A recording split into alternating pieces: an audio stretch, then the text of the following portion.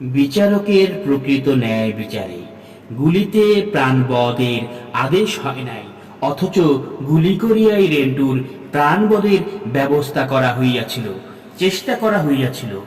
রাজনীতির গোপন নোংরা কুৎসিত কালিমা লেপনকারী যে বিষয়সমূহ দিনপঞ্জির পাতায় লিপিবদ্ধ করিয়া রাখিয়াছিল, রেন্টু তাহাই আমার ফাঁসি চাই নামক পুস্তিকায় প্রকাশ করিয়াছে। ইহাতে অপরাধ হইয়া থাকিলে তাহার কারণ দর্শাইয়া মৃত্যুদণ্ড দিলেও তাহাতে দুঃখ ও ক্ষোভের কারণ ছিল না। সত্য কথায় সত্য প্রকাশে বন্ধুরুষ্ট এ নতুন নহে।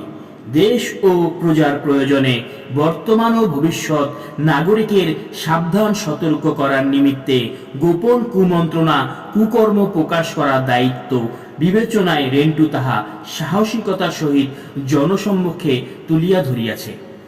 ইহাই অপরাধ হইয়াছে। ইহাতেই প্রধানমন্ত্রী কর্তৃক গুলি করিয়া হত্যার আদেশ হইয়াছে।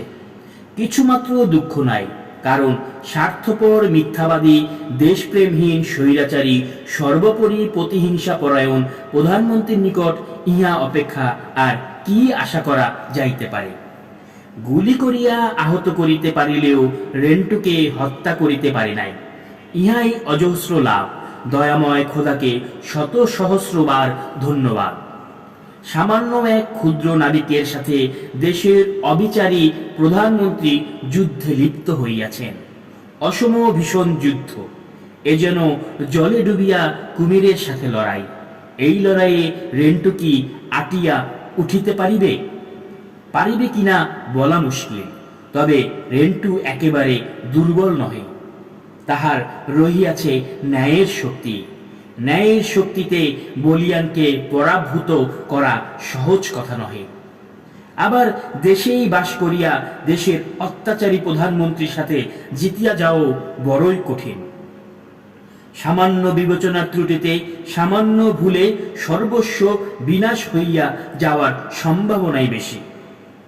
এ অন্যায় অসম সমরে প্রধানমন্ত্রী স্বয়ং নেতৃত্বে। কি পরিতাপ!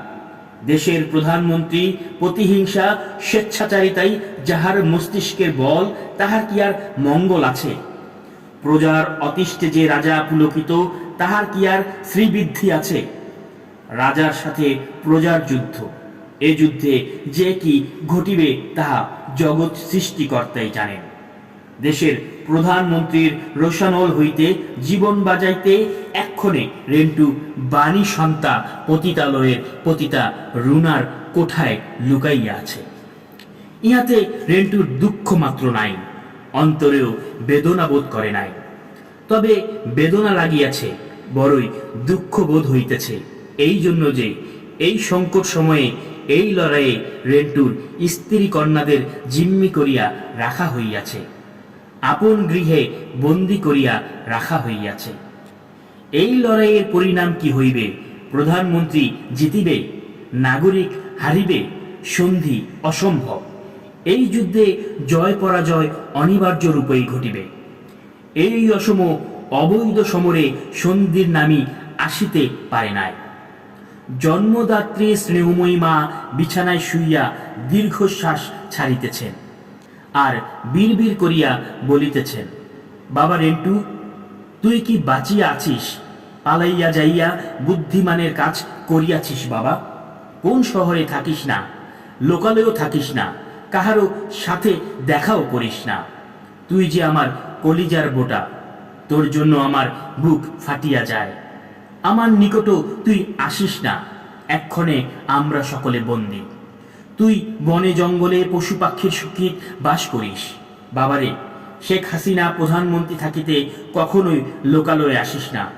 কতকাল এইভাবে থাকিতে হইবে তাহা সৃষ্টিকর্তা দয়াময় আল্লাহ পাকি ভালো জানেন। তোর কন্যাদের মুখখানির প্রতি চাহিয়াই আমি এখন বাঁচিয়া আছি। কতকাল এইভাবে বন্দী থাকিব? তোর স্ত্রী সন্তানদের কি হইবে? এই কথা ভাবিয়াই তোর চিরদুঃখিনী মা এখনো প্রাণে বাঁচিয়া আছে। তবে ইহাকে বাঁচা বলে না, ইহা অপেক্ষা মৃত্যু অনেক শ্রেয়।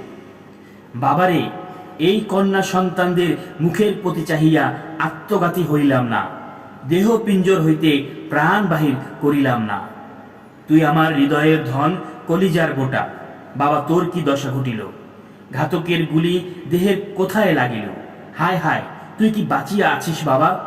তোকে দেখিতে আমার মন অস্থির। কি বলিতে কি বলি, তুই আসিস না? না না, তুই আসিলে দুর্দান্ত পিশাচিনী প্রধানমন্ত্রী শেখ হাসিনার হস্ত হইতে তোকে কেউই রক্ষা করিতে পারিবে না। এই সর্বনাশী সর্বগ্রাসী আমার কোল হইতে তোকে কারিয়া লইয়া যাইবে। বাবা, সে সময়ে আমার কি দশা ঘটিবে?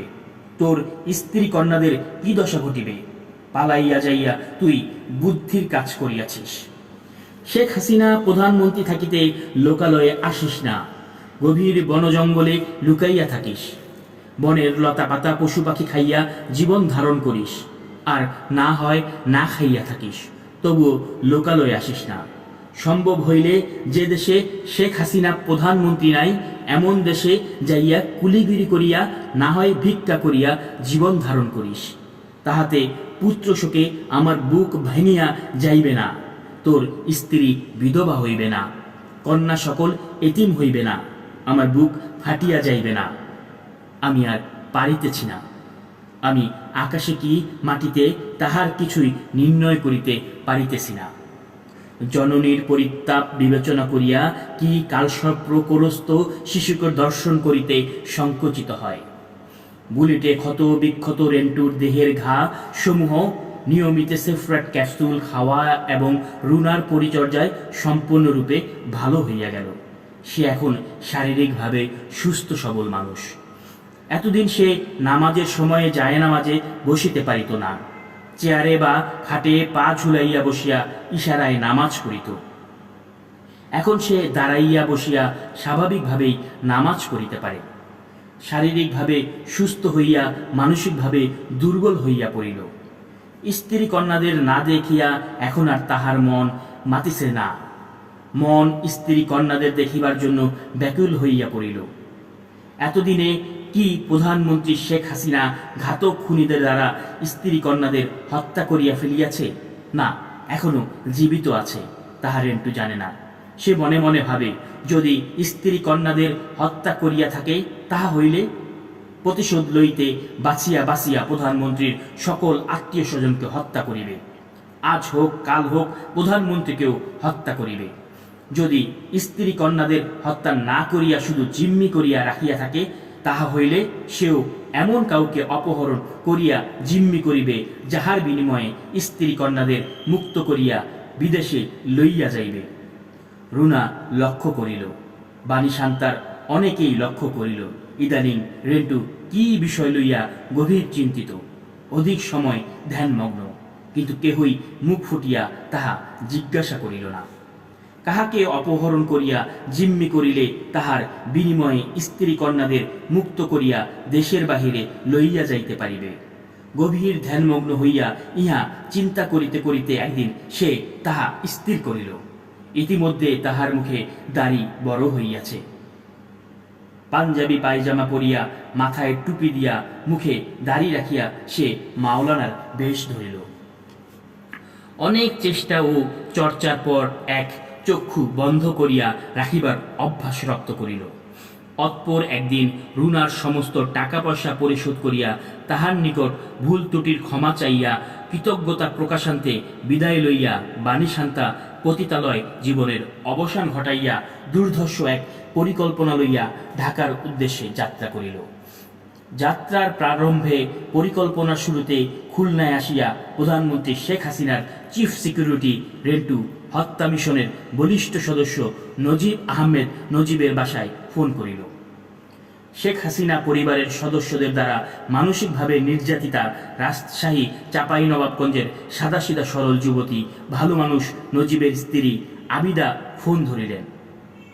রেন্টু তাহাকে সালাম দিয়া কহিল, আমি রেন্টু, নিউ ইয়র্ক থেকে আমি রেন্টু বলিতেছি, নজিব আছে?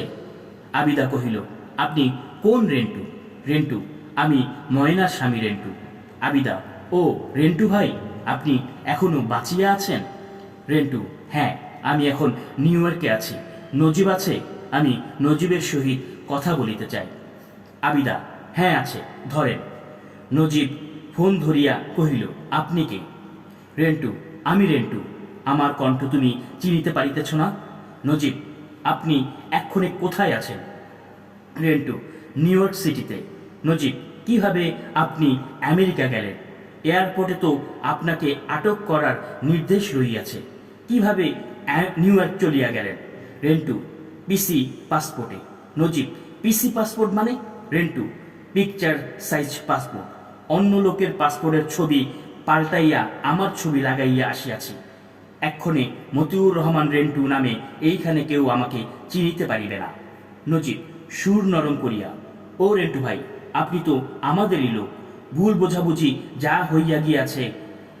আপা প্রধানমন্ত্রী বলিয়াছেন, রেন্টু যদি পত্রপত্রিকায় নিউজ মিডিয়ায় আমার ফাঁসি চাই বই সে লিখে নাই মর্মে বিবৃতি দিত, তাহা হইলে আমি রেন্টুকে স্পেনে যেইখানে সেলি কমিশনার সেইখানে ডেপুটি কমিশনার বানাইয়া পাঠাইতাম।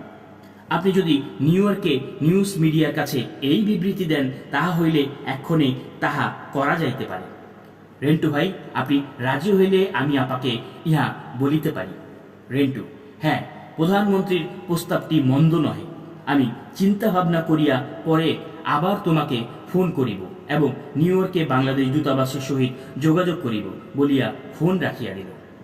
নজিবকে এই কথা বলিবার উদ্দেশ্য হইল প্রধানমন্ত্রী সহ রেন্টু হত্যা পরিকল্পনায় জড়িত সকলের কানে এই কথা পৌঁছাইয়া দেওয়া যে রেন্টু এক্ষণে আর দেশে নাই, বিদেশে নিউ ইয়র্কে চলিয়া গিয়াছে।